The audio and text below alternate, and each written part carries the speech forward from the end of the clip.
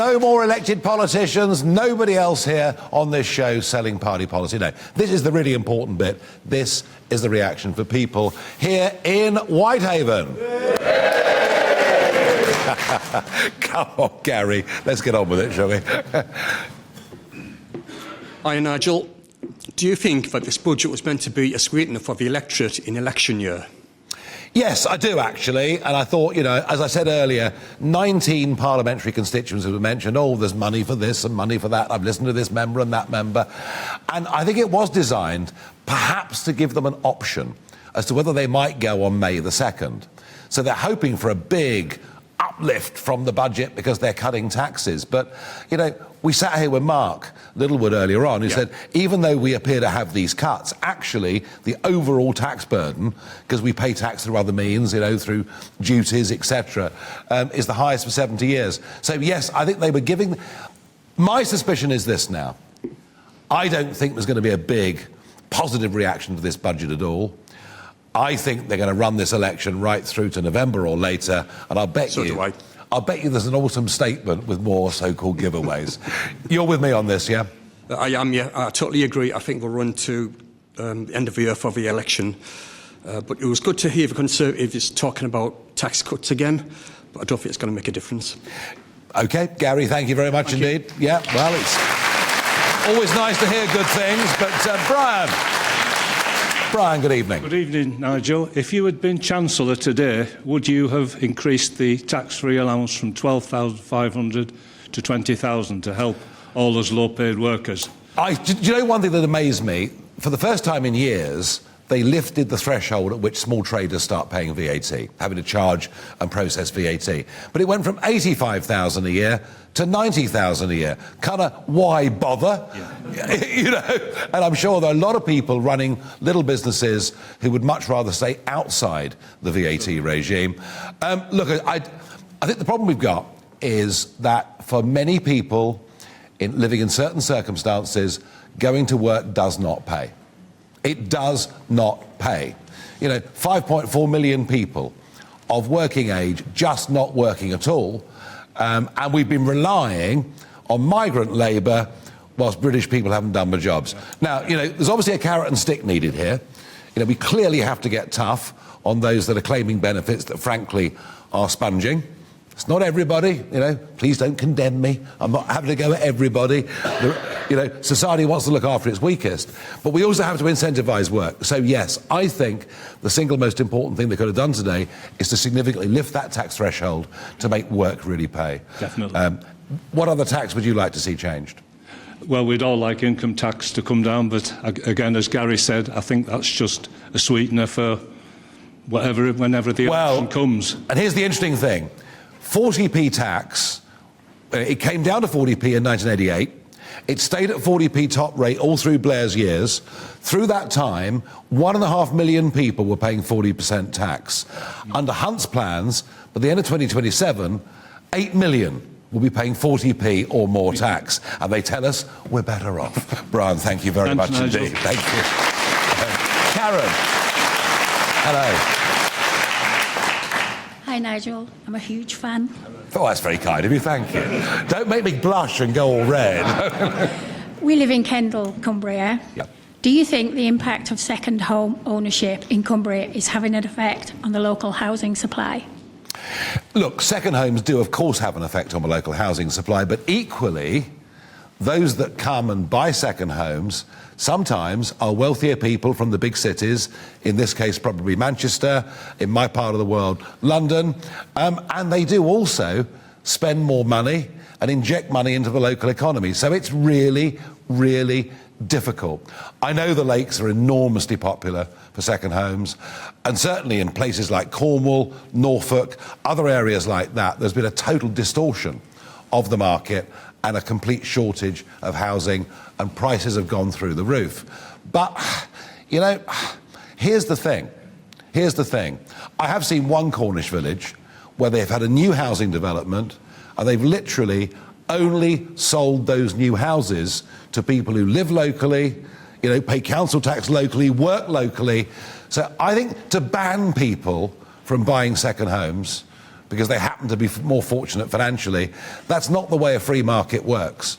I don't think we can afford to do that. Now, there's clearly the tax they're going to pay now has gone up as of today, but I think we need to adopt a different approach, which is house building that is actually for local people. That, to me, is the only possible, sensible way forward. And by the way, if mass legal immigration wasn't running at the numbers it was, that has a far bigger impact on housing than second houses anyway.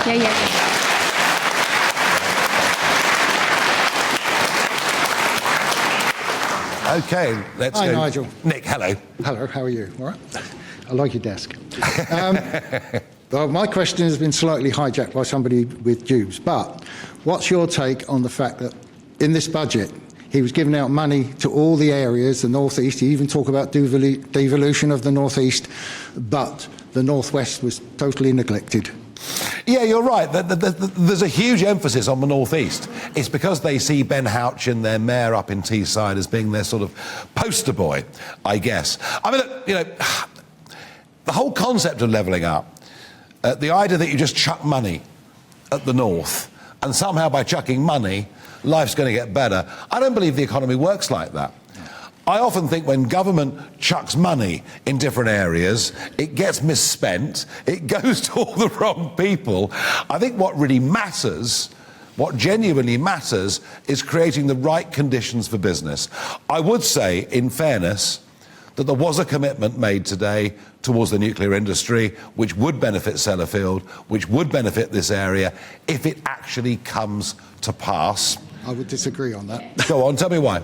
First of all, we wanted the advanced modular nuclear here. Yep. And it should be done by English company, not Westinghouse or some other.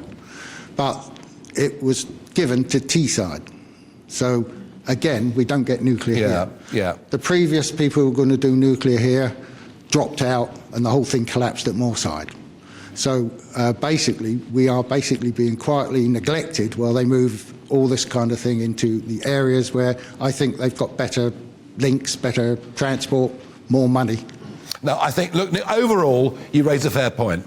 Massive emphasis on the North East, very little said about the North West. That is a very, very fair point. Thank you. Thanks very much. Okay, we have another Nigel in the room. From Ulverston, what a great place. Which is the home of Stan Laurel, just in case. I know. Just in case you didn't know. I know. For anybody else listening. Nigel, I work in the shipyard down in Barrow, and we build the nuclear deterrent. The submarine business is great for the area. What I'd like to know is, will the next government carry on and support the submarine business, and will it support the shipyard? OK, we're assuming here a Labour government. First thing to say is that the AUKUS deal... Hopefully not. Well, I think given the opinion polls today, it's not a bad assumption to make. The AUKUS deal has been one of the big successes of Brexit. There have been too few successes of Brexit. Too few businesses feel that the burden of regulation's been lifted from them. In fact, in many ways, some think it's worse. The promise to control our borders, well, I mean, 6 more boats crossed the English Channel today, and we've got legal immigration as well. But the AUKUS deal was done. That would not have happened as members of the European Union. So we are going to, we're going to have a significant role in building nuclear submarines that the Australians will use.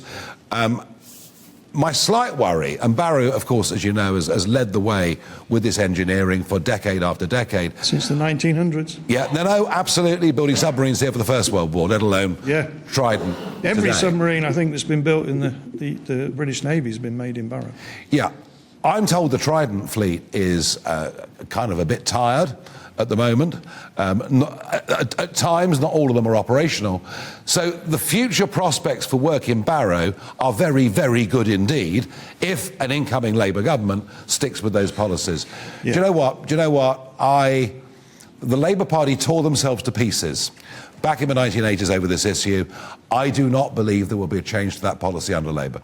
That's good news. All right, thank you very much indeed. Okay. Time for 2 more. We have got Jack Hawley. Jack. Hi, Nigel. Good evening. So, with the government removing the non-dom tax and the phantom tax today, with all of the gains for the wealthy, when will the government stop focusing on the wealthy, making them richer, and start focusing on the average person? I don't really agree with that, Jack, and I'll tell you why. The top 1% of taxpayers in Britain pay 30% of our taxes. All right? We need those people to stay in our country. And if we send the wrong messages, they're so mobile, they can literally, at the press of a button, move their money overseas and hop on a private plane and go.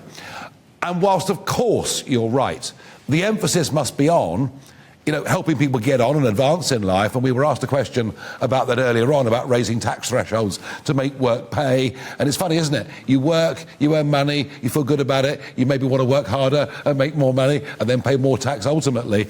So I think this anti-rich narrative, Jack, it doesn't work for me. And already we're seeing people leaving Britain. We have the biggest brain drain we've had since the 1970s, and people are leaving because taxes are going up. So I would say this to you, there are always unfairnesses in life. Some people have a lot more money than others. Some are born in different circumstances to others. I just think that if we go on with this attitude of wanting to tax the rich and they leave the country, we'll all be worse off. Yeah, but with taxing the rich more, when will the taxes from the rich start to come into the local areas? So like the Northwest, because the tax is not in. Yeah, it doesn't work like that. The tax goes into a central pot. It doesn't go to individual areas. I promise you, Jack, if you start taxing the rich more, they will leave the country and we will be poorer. And I really, really believe that. Thank you. Thank you very much indeed. Okay. The final question goes to Charles. Hi. So do you think if Rachel Reeves had been giving the budget statement today instead of Jeremy Hunt, she would have been able to do anything differently? It's a good question. And I think it was very interesting. I listened to the end of Michelle Dewberry's show. And I think both Aaron Bastani, very much from a left-wing perspective, and Mark, very much more from a sort of centre-right perspective, basically agreed at the end of her show that we have two big state, high-tax, social democrat parties. It's quite difficult to tell them apart on most issues. And as the election comes, they'll play up whatever differences there are. I don't believe they're that great. What do you think? No, I think they're painted into a corner, aren't they? It seems that no one has any money to spend. So if a Labour government gets in, I suspect they will keep a steady state for a few years and then they'll revert to their type and try and just raise taxes, spend more money, increase the debt. So that would be my concern, my worry.